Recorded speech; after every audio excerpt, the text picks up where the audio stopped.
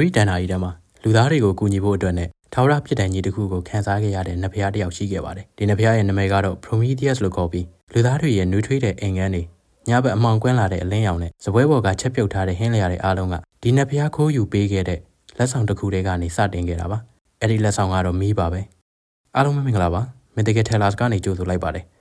ဒီနေ့မှာတော့လူသားတွေအတွက်အမောင်ကိုခွင်းပြီးအလင်းဆောင်ခဲ့ပေမဲ့သူကိုယ်တိုင်ကတော့နတ်ရှိုင်းနဲ့ထာဝရနာကျင်မှုတွေထဲမှာပိတ်မိနေခဲ့ရတဲ့နတ်ဘုရားတစ်ယောက်အကြောင်းကိုပြောပြပေးသွားမှာပဲဖြစ်ပါတယ်။ Prometheus ဆိုတာက Father လို့အဓိပ္ပာယ်ရပြီးကြိုတင်တွေးတောသူလို့မြန်မာပြန်ဖွဲ့နိုင်ပါတယ်။သူက Olympia နတ်ဘုရားမဟုတ်ခဲ့ပဲ Gaia နဲ့ Uranus တို့မွေးတဲ့ Titan 12ယောက်ထဲက Iapetus ရဲ့သားပဲဖြစ်ပါတယ်။ဒီနေ့အပြင်သူကလည်း Titan တွေထဲကတစ်ယောက်ပါပဲ။ Titanomachy လို့ခေါ်တဲ့ Titan နတ်ဘုရားတွေနဲ့ Olympia နတ်ဘုရားတွေစစ်ခင်းကြတဲ့အချိန်မှာ Prometheus ကဖြစ်လာနိုင်မဲ့အနာဂတ်ကိုကြိုမြင်နိုင်ခဲ့ပြီးသူကဉာဏ်ပညာရှိနဲ့ Olympian တွေဘက်ကရပ်တည်ခဲ့ပါတယ်။ Titan တွေ Zeus ကိုဆစ်ရှုံးပြီးအကုန်လုံး Tartarus ထဲပိတ်လောင်ခံရတဲ့အချိန်မှာသူနဲ့သူ့ညီ Epimetheus တို့ကတော့ဘေးလွတ်ခဲ့ပါတယ်။ Titan တွေနဲ့စစ်ပွဲပြီးလို့ Zeus ကစကြဝဠာကြီးကိုအုပ်ချုပ်တဲ့အချိန်မှာသူကဉာဏ်ကြီးတဲ့ Prometheus တို့ညီကိုစကြဝဠာမှာတရားတွေနဲ့ဖြည့်ဖို့တာဝန်ပေးခဲ့ပါတယ်။သူရဲ့ညီ Epimetheus ကတိရစ္ဆာန်တွေမျိုးစုံကိုဖန်တီးနေခဲ့တဲ့အချိန်မှာ Prometheus ကတော့တခုတည်းကိုပဲအာရုံစိုက်နေခဲ့ပါတယ်။အဲ့ဒါကတော့လူသားတွေကိုဖန်တီးဖို့ပါပဲ။ဒီလိုနဲ့ Prometheus ကရှင်စေးနဲ့ရေကိုသုံးပြီးနတ်ဘုရားတွေရဲ့ပုံသဏ္ဍာန်တိုင်းမမက်ရက်နိုင်တဲ့ကိုဟန်အနေထားနဲ့လူသားတွေကိုဖန်တီးခဲ့ပါတယ်။ဒါပေမဲ့သူရဲ့ညီ Epimetheus ကတခြားတရားတွေကိုပဲထူးခြားတဲ့စွမ်းရည်တွေအကုန်ဖြန့်ဝေပေးခဲ့မိပါတယ်။ငှက်တွေအတွက်ပြန်တန်းနိုင်တဲ့စွမ်းရည်တွေတခြားသားရဲတိရစ္ဆာန်တွေအတွက်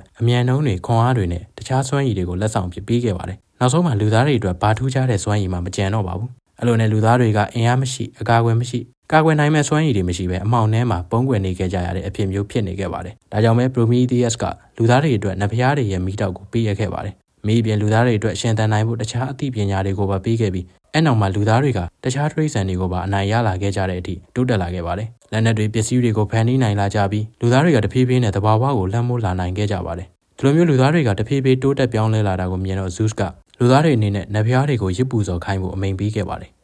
ပြီးတော့ဒီရစ်ပူဇော်မှုမှာလူတွေဘယ်လောက်ရမယ်ဆိုတာကိုခွဲခြားခိုင်းခဲ့ပါတယ်။လူသားတွေရဲ့ဖန်တီးရှင်ဖြစ်နေခဲ့တဲ့ Prometheus ကလူသားတွေကိုပိုကောင်းမွန်တဲ့အရာတွေကိုပဲရစေချင်တာကြောင့်အကြံတစ်ခုကိုစီစဉ်ခဲ့ပါတယ်။ရစ်ပူဇော်ဖို့စီစဉ်တဲ့အချိန်မှာ Prometheus ကနွားတစ်ကောင်ကိုနှစ်ပိုင်းခွဲခဲ့ပါတယ်။တစ်ပိုင်းမှာနူးညံ့ပြီးကောင်းမွန်တဲ့အသားတွေကိုထည့်ပြီးနွားရဲ့စားချင်တဲ့ဝယ်မရှိတဲ့အစာအိမ်ထဲမှာထည့်ထားခဲ့ပါတယ်။ကျန်နေတဲ့တစ်ပိုင်းကိုတော့အပြင်ပန်းမှာလှပတဲ့အစီတွေရဲ့အောက်မှာအယိုးတွေနဲ့ပါးနှက်စွာဖုံးကွယ်ထားခဲ့ပါတယ်။ဒီရစ်ပူဇော်မှုနှစ်မျိုးလုံးကိုZeus ပြခဲ့ပြီးနတ်ဘုရားတွေအတွက်တစ်ခုကိုရွေးချယ်ဖို့ပြောခဲ့ပါတယ်။ Zeus ကရည်မှန်းချက်ကြီးပြီးအကောင်းဆုံးတွေကိုပဲသဘောကျတတ်တာကို Prometheus ကအကောင်းကောင်းသိနေခဲ့ပါတယ်။ Prometheus ကြိုမှန်းထားတဲ့အတိုင်းပဲ Zeus ကအစီတွေအပြည့်နဲ့အပုံကြီးကိုနတ်ဘုရားတွေအတွက်ရွေးချယ်ခဲ့ပါတယ်။ဒါပေမဲ့အဲ့အစီတွေရဲ့နောက်မှာဖုံးကွယ်ထားတဲ့အယိုးတွေကိုတွေးလိုက်ရတဲ့အချိန်မှာတော့ Zeus ကဒေါသထွက်သွားခဲ့ပါတယ်။ဒါကြောင့်သူကလူသားတွေကိုအပြစ်ပေးဖို့ဆုံးဖြတ်ခဲ့ပြီး Prometheus ပေးခဲ့တဲ့မီးကိုလူသားတွေစီကပြန်လည်သိမ်းယူခဲ့ပါတယ်။မီးမရှိတော့တဲ့အချိန်မှာလူသားမျိုးနွယ်ကပျက်စီးကဆုတ်ယုတ်သွားခဲ့ပြီးညအချိန်တွေမှာတားရဲတိရစ္ဆာန်တွေကိုကြောက်ရွံ့ရင်အမောင်ထဲမှာနေထိုင်ခဲ့ကြရတဲ့အဖြစ်မျိုးပြန်ရောက်သွားခဲ့ပါတယ်။သူဖန်တီးထားခဲ့တဲ့လူသားမျိုးနွယ်ကြီးဆုတ်ယုတ်ပျက်စီးနေတာကိုမမြင်ရတဲ့ Prometheus ကလူသားတွေကိုကူညီဖို့ဆုံးဖြတ်လိုက်ပါတယ်။သူက Olympus တောင်ပေါ်ကိုခိုးတက်ခဲ့ပြီး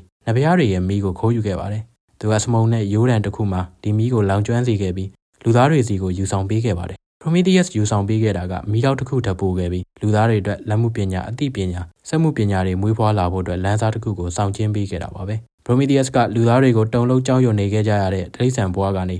သူတို့ကိုယ်ပိုင်ကံကြမ္မာကိုပုံဖော်နိုင်စွမ်းရှိတဲ့သတ္တဝါတွေအဖြစ်မြင့်တင်ပေးခဲ့ပါတယ်။ဒါပေမဲ့ Zeus ကအောက်ဘက်ကလူတွေနေထိုင်ရာကနေတက်လာတဲ့မိခိုးတွေကိုမြင်တော့သူကတဖန်ဒေါသထွက်သွားခဲ့ပြီး Prometheus ကနတ်ဘုရားတွေကိုတစ္ဆာဖောက်ခဲ့ပြီးဆိုတာကိုသိသွားခဲ့ပါတယ်။ဒါကြောင့်သူက Prometheus ကိုရောလူသားတွေကိုပါအပြစ်ဒဏ်ခတ်ဖို့ဆုံးဖြတ်ခဲ့ပါတယ်။ Prometheus အတွက် Zeus ရဲ့အပြစ်ဒဏ်ကအလွန်ကိုရက်စက်ကြမ်းကြုတ်ခဲ့ပါတယ်။ Zeus က Prometheus ကိုဖမ်းဆီးခဲ့ပြီး Caucasus တောင်တန်းတွေရဲ့ထိပ်ဖျားစီမှာတန်ကြိုးတွေနဲ့ကြောက်ဆောင်ရဲ့မျက်နှာပြင်တစ်ခုမှာသူ့ကိုချုပ်နှောင်ထားခဲ့ပါတယ်။ပြီးတော့နေတိုင်းအရာမှာလင်းယုံငှက်ကြီးတစ်ကောင်က Prometheus ရဲ့အသားကိုစုပ်ဖြဲပြီးသူ့ရဲ့အသေးကိုစားသုံးစေပါတယ်။ဒါပေမဲ့ Prometheus ကမတည်နိုင်တဲ့နတ်ဘုရားတစ်ပါးဖြစ်တာကြောင့်ညရောက်တာနဲ့သူ့ရဲ့အသေးကနောက်တစ်ခါပြန်ပြီးဖြစ်တည်လာပါတယ်။အဲ့လိုနဲ့နောက်တစ်ရက်ရောက်တာနဲ့လင်းယုံကနောက်တစ်ချိန်ပြန်လာပြီးသူ့ရဲ့အသေးတွေကိုစားသုံးပြီးနေ့ရက်တိုင်းမှာ Prometheus ကနာကျင်မှုတွေကိုခံစားရင်အဆုံးမရှိတဲ့ဆင်းရဲဒုက္ခကိုခံစားရပါတော့တယ်။ဒါကနတ်ဘုရားတွေကိုစန့်ကျင်ပြီးလူသားတွေကိုကယ်တင်ခဲ့တဲ့တိုက်တန်နတ်ဘုရားတစ်ပါးအတွက်ထာဝရအပြစ်ဒဏ်တစ်ခုဖြစ်လာခဲ့ပါတယ်။ကြည့်ရှုအားပေးခဲ့ကြတဲ့အားလုံးကိုကျေးဇူးအထူးတင်ပါတယ်။ဒီလိုမျိုးဗီဒီယိုလေးတွေကိုသဘောကျတယ်ဆိုရင်တော့ကျွန်တော်တို့ရဲ့ channel လေးကို like and subscribe လုပ်ပေးထားဖို့တောင်းဆိုချင်ပါတယ်။